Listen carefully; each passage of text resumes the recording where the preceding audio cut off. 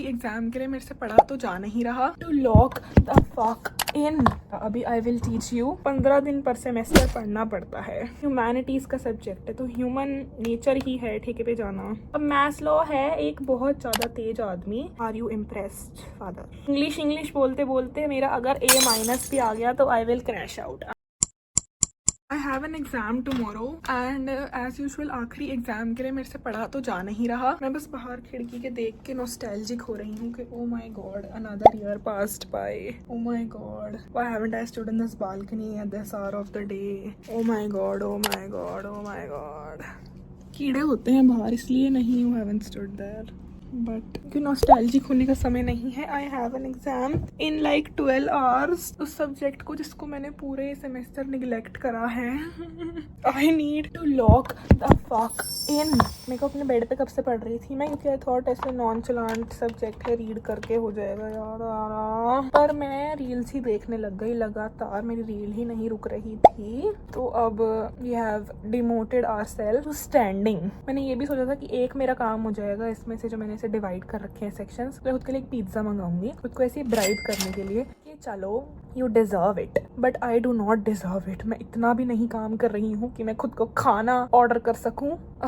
It is so annoying. तो अब मैंने अपने फ़ोन को भी रख दिया है फॉर व्लॉगिंग ताकि मैं इसका तभी इस्तेमाल करूँ जब व्लॉग बनाना हो एंड बाकी मैं पढ़ती रहूँ। So we're gonna go study now. What am I studying? Basic as subject humanities for engineers. इन सालों को लगता नहीं है इंजीनियर्स में ह्यूमैनिटी है। ये पूरे सेमेस्टर पढ़ाया है कि कैसे आप एक इंसान बन सकते हो। क्यों मैं इंसान नहीं हूँ? मेरे को देख के ऐसे नहीं लगता मैं इंसान हूँ। Am I a Martian? Martian मेरे को रिसेंटली ही पता चला है मार्स पे रहने वाले लोग होते हैं तो I will milk it. But yeah अभी I will teach you humanities for engineers. तो फॉर कमिंग ईयर्स अगर आपका भी कोई सब्जेक्ट है ह्यूमैनिटीज़ फॉर इंजीनियर्स तो रेफर टू दिस वीडियो ताकि मैं आपको पढ़ा सकूँ। And if you are an aspiring engineer तो देख लो ऐसे आटू पाटू सब्जेक्ट भी आते हैं सिर्फ और सिर्फ मशीन लर्निंग और AC सिस्टम्स और DC सिस्टम्स और ऊप्स और पावर सिस्टम एनालिसिस। ये सब नहीं आता, ऐसे आटू पाटू भी आते हैं। Let's lock the fuck in.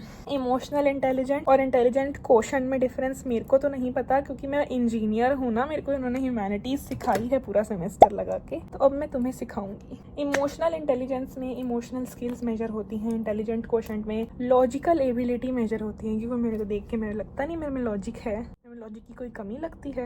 Emotional intelligence handles relationships, improves team work और include empathy and self control. कि इंटेलिजेंट क्वेश्चन ऐसे measures logical ability, solves analytical problems, improves technical performance और इंक्लूड्स रीजनिंग एंड मेमोरी। मतलब emotional गधों के लिए है और इंटेलिजेंस समझदारों के लिए। Is that what you trying to से?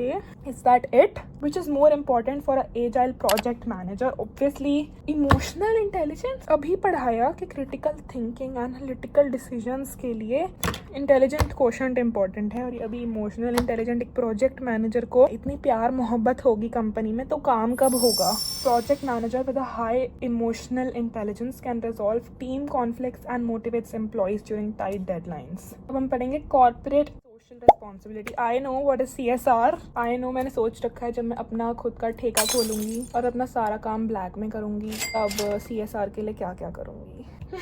मेरे को नहीं पढ़ना ह्यूमैनिटीज़ फॉर इंजीनियर्स। मैंने इंजीनियरिंग इसलिए ही नहीं ली ताकि मेरे अंदर इंसानियत बची रहे। मैंने इसलिए ली ताकि मैं अमीर हो पाऊँ। What is this humanities? अब तुम क्या पढ़ाओगे मेरे को? Respect and morality and being the bigger person when I am so skinny. How can you expect me to be a bigger person? This is bullshit. First semester में ही मेरे को मार देते अगर मेरे को छठे सेमेस्टर में ये सब पढ़ना पड़ता कि corporate social responsibility refers to ethical responsibility of businesses towards society and the environment. अगर मेरा बिजनेस है मेरी एक ही रिस्पॉन्सिबिलिटी है अपनी पिंक पॉर्श खरीदना और उसमें नई नई मॉडिफिकेशन कराना। What is this? मेरी पॉर्श से लोगों को क्या मैं सोशल सर्विस दे रही हूँ? कोई मेरे को प्यार से बात करे तो मैं उसको घुमाने ले जाऊंगी उस पर। But apart from that I don't think मेरी कोई सोशल रिस्पॉन्सिबिलिटी है अपनी पिंक पॉर्श के रिगार्डिंग लोगों को देने के लिए। This is bullshit. इंपॉर्टेंस बता दो CSR की। ब्रांड इमेज बेटर करता है ऑब्वियसली, वो तो कस्टमर ट्रस्ट बनता है, एम्प्लॉय सेटिस्फैक्शन होता है, सस्टेनेबल डेवलपमेंट होती है और सोसाइटी और एनवायरनमेंट की हेल्प होती है। मैं 500 की स्पीड पे, मैं 300 की स्पीड पे अपनी पिंक पॉर्श लेके बाहर टुर रही होंगी रात को 3 बजे, 5 बॉटल डाउन। तो उसमें क्या एनवायरनमेंट का भला हो रहा है, बल्कि अपने बच्चों को अपने घर के अंदर रखो, रोड पे मत छोड़ो। सवारी सामान की खुद जिम्मेदार है। मेरा अलार्म बज गया था कि 12 बज गए हैं, पागल औरत पढ़ ले। मैं कह रही थी कि एग्जाम तो अभी बचा है, ये गाना गाने कसना शुरू कर दिया। तो अब CSR पढ़ लिया है, मैं पढ़ा रही हूँ डिमेंशंस ऑफ CSR। इतना मैं अपनी हेलो किटी को पढ़ा के पढ़ने लगी हूँ कि अब मेरे को बिना किसी को पढ़ाए पढ़ाई आती ही नहीं है। पर क्योंकि मेरी हेलो किटी आत्महत्या ना कर ले इतने सारे सब्जेक्ट पढ़ने के बाद, तो I will teach you because I have free will. अब पेपर निपटा देंगे बस, और फिर मैं अपना स्नैक ऑर्डर करूंगी इसके बाद, एंड फिर नेक्स्ट पेपर पे वी विल मूव ऑन। इस वीडियो का टाइटल होगा योर प्रीव्यू टू इंजीनियरिंग, ताकि बिफोर यू आस्क कॉलेज के बारे में बताओ। यू नो कि पढ़ना भी पड़ता है कॉलेज में, बस बाहर जाके पार्टियां करने से नहीं मुकता। 15 दिन पर सेमेस्टर पढ़ना पड़ता है। अब डायमेंशंस ऑफ CSR है economic responsibility, legal responsibility, ethical responsibility, philanthropic responsibility. Economic responsibility, ताकि एथिकली प्रॉफिट अर्न कर पाओ अपने ठेके से। अगर आप सिर्फ एक शराबी को ही दारू दो, ना कि कोई ऐसा इंसान जो पीयर प्रेशर में फंस के दारू पीना चाह रहा है। Ethical responsibility to earn money, economic responsibility बोलते हैं उसे। ओके, एथिकल रिस्पॉन्सिबिलिटी होती है कि अगर बहुत ज्यादा फेयर बिजनेस प्रैक्टिसेस, अगर फॉर एग्जाम्पल की बहुत ज्यादा क्रेजी कोई शराब की तलब में आया है आपके ठेके पे, तो आप उसको डबल प्राइस ना बताओ, जितना प्राइस MRP का है उतना ही बताओ। Legal responsibilities follows laws and regulation, dry day पे ठेके को बंद करो। Philanthropic responsibility, donations and social welfare activities. अगर मेरा C ग्रेड नहीं आया कोई भी इस सेमेस्टर, तो आई विल येगर डिस्ट्रीब्यूशन। पिछले सेमेस्टर में मैंने बोला था एक सब्जेक्ट से रह गई मैं। इसमें आशा है किसी भी सब्जेक्ट में मेरा C ग्रेड नहीं आएगा, and then I will distribute Jager amongst all the शराबीज आई नो। अच्छा वो मिलता है, दुआएं, शराबियों की दुआएं बहुत अच्छी लगती हैं। टाटा ग्रुप फंडिंग, अच्छा एग्जाम्पल्स पढ़ेंगे हम ठेके से हटके। कुछ पेपर में लिखने को भी तो याद रहना चाहिए। ठेका ठेका ठेका थोड़ी कर सकती हूँ मैं, वैसे कर सकती हूँ, ये बहुत ऐसे ह्यूमैनिटीज का सब्जेक्ट है, तो ह्यूमन नेचर ही है ठेके पे जाना। एग्जाम्पल्स पढ़ते हैं इसका। Tata group funding education and health care, Infosys supporting digital literacy and ITC supporting sustainable programs. ठेका बना दो एक गार्डन के पीछे, ताकि पानी, पता नहीं, मैं नहीं ठेके से रिलेट कर पा रही इनके examples. It's fine. Next question पढ़ते हैं हम। Motivation and Maslow's need hierarchy. Motivation तो आपको पता ही है। Motivation is the process of stimulating people to act towards their goals. अच्छा कि बस किसी को ठेका खोलना है तो उसको पॉर्श दिखाते रहो कि ठेके से यही मिलेगा, यही मिलेगा, ठेका खोलो। Motivation is the process of stimulating people to achieve their goals. Got it. Process of motivation क्या है? Need arises, tension is create. अच्छा, नीड बनती है, फिर उसकी टेंशन होती है कि चाहिए पॉर्श, चाहिए पॉर्श, चाहिए। इंडिविजुअल एक्शन लेता है, रोज बैठ के वीडियो बनाता है, साथ में पढ़ाई भी करता है, उसके बाद वो गोल अचीव हो जाता है, उसके पास पॉर्श आ जाती है, तो उसकी नीड सेटिस्फाई हो जाती है। नहीं, उसके बाद उसको नई गाड़ी चाहिए होती है। Need is never satisfied. Wrong bitch. Maslow's need hierarchy theory. अब मैस्लो है एक बहुत ज्यादा तेज आदमी जिसने क्लासिफाई करी है ह्यूमन नीड्स इनटू 5 लेवल्स। ओ, ये तुम्हें याद है, तो सिर्फ MST में भी आया था। ये शुरू होती हैं साइकोलॉजिकल नीड्स की, सबसे ज्यादा इंपॉर्टेंट नीड, रोटी कपड़ा मकान। उसके ऊपर आती है सेफ्टी नीड, कि अगर किसी के पास कोई जॉब है तो उसकी जॉब रातों रात ना छिन जाए। इंश्योरेंस हो, मेडिकल इंश्योरेंस, वर्क प्लेस पे उसे कोई मारा पीटा ना जाए। सोशल नीड्स आती हैं फिर किसी की, psychological, safety and social. Social में की फ्रेंडशिप्स, रिलेशनशिप्स, वो खुश रहे ह्यूमन, उसके साथ इंटरेक्शन होती रहे, वो पागल कैमरे से ही बात ना करता रहे दिन से रात, उससे इंसान से।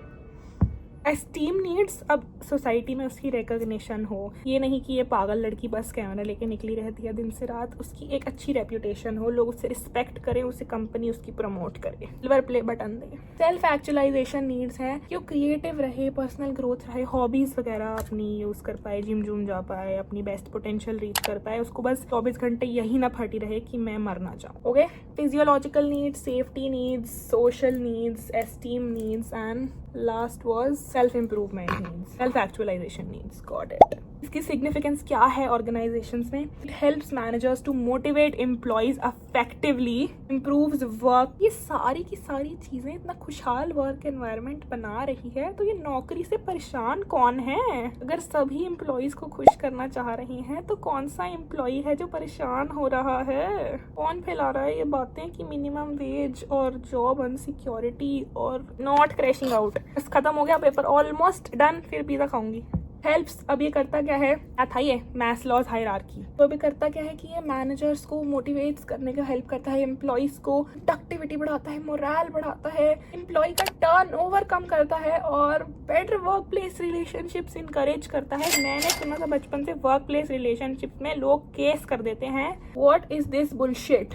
अच्छा, अब आएंगे 2 क्यूटी न्यूमेरिकल्स जो हम देखेंगे कल। अब हम पढ़ेंगे got it of diminishing marginal returns. This is the last topic for this question paper. Then we'll move on to the next one because I am going insane. Law of diminishing marginal returns states that when additional units of variable inputs are added to fixed input, the marginal product of variable input eventually decreases. अच्छा, ये मतलब अगर अपनी तुम्हारी factory में तुम labour को time से कौवे पकड़ाते रहोगे तो वो तुम्हें छोड़ के नहीं जाएगी और बस काम भी ढंग से करेगी। बेसिक भाषा बताओ, मैं कौन सा सब्जेक्ट है जो मैं पढ़ा नहीं सकती हूँ? मेरे को सारे अपने सब्जेक्टों की ऐसी वीडियो बनानी चाहिए ताकि जो भी सोच रहे हैं इंजीनियरिंग करने के लिए वो बोले वाओ क्रेजी, इसी से पढ़ेंगे। एजुकेशनल चैनल फिजिक्स वाला हूँ मैं, जा रही हूँ यूपीएससी की प्रिपरेशन करने।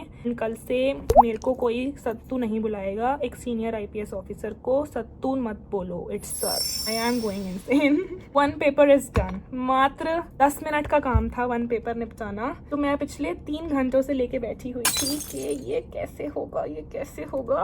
But next paper, is anyone interested in doing? I know you are, I know you want to see what the realities of engineering life is and you just don't want to see me have fun and partying. I know you do, पर फिर भी कुछ ना कुछ सच तो बताना ही पड़ता है। बच्चों को कब तक पर्दे के पीछे रखे माँ बाप कि नहीं बेटा ऐसा सब खुशहाल है दुनिया, कभी ना कभी तो मेरे को तुम्हें अपनी सच्चाई बतानी ही थी। रात के 1 बजे मैं खुद को पिज्जा ऑर्डर करने से रोक रही हूँ ताकि मैं अपना पढ़ाई पूरी कर सकूं। I am so focused. Are you impressed father? 10 to 7 दोबारा आ गया ये हॉफस्टीड 6 कल्चरल डायमेंशंस। अभी मैंने याद करा था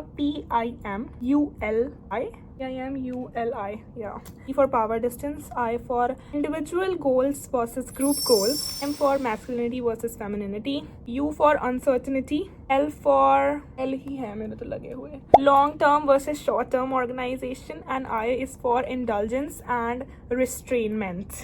मैं सबका मतलब बताती हूँ क्योंकि yes I have too much memory in my phone. ये जब हैंग हो जाएगा तो समझ जाना कि बस video is over. Power distance का example I will give you कि आपके पापा ने आपको बोला है कि 9 बजे तक घर आना है, तो आप ना कोई चू चढ़ाक करे वापस आना पड़ेगा क्योंकि पावर डिस्टेंस है हायरार्की में वो। And individualism and collectivism difference है कि हो सकता है आपको मोमोज खाने हो बट आपके बाकी परिवार को पिज्ज़ा खाना हो, तो आपको भी पिज्ज़ा खाना पड़ेगा बस। अब नेक्स्ट आता है मैस्कुलिनिटी वर्सेस फेमिनिटी। ये है फीमेल लिप बाम और ये है मेल लिप बाम, तो इन दोनों में आप समझ सकते हैं। अनसर्टेनिटी अवॉइडेंस इंडेक्स, ये स्ट्रिक्ट रूल्स फॉलो करने पड़ेंगे। लॉन्ग इंग्लिश बोलते बोलते मेरा अगर A- भी आ गया तो I will crash out. I need A+। God bless me. That is all. अब मैंने 1 पेपर कर लिया तो आई विल। ने देखो कितना बढ़िया मैं 40 मस्कारा लगाती हूँ, 2 मेरी आई लैश टूट भी गई हैं। बट या अब I will have pizza and then continue studying. अगर ये भी देख के यू थिंक कि you should take up engineering then ले लो यार, मेरे को क्या।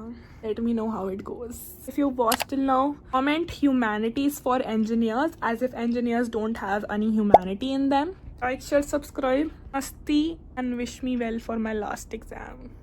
Bye.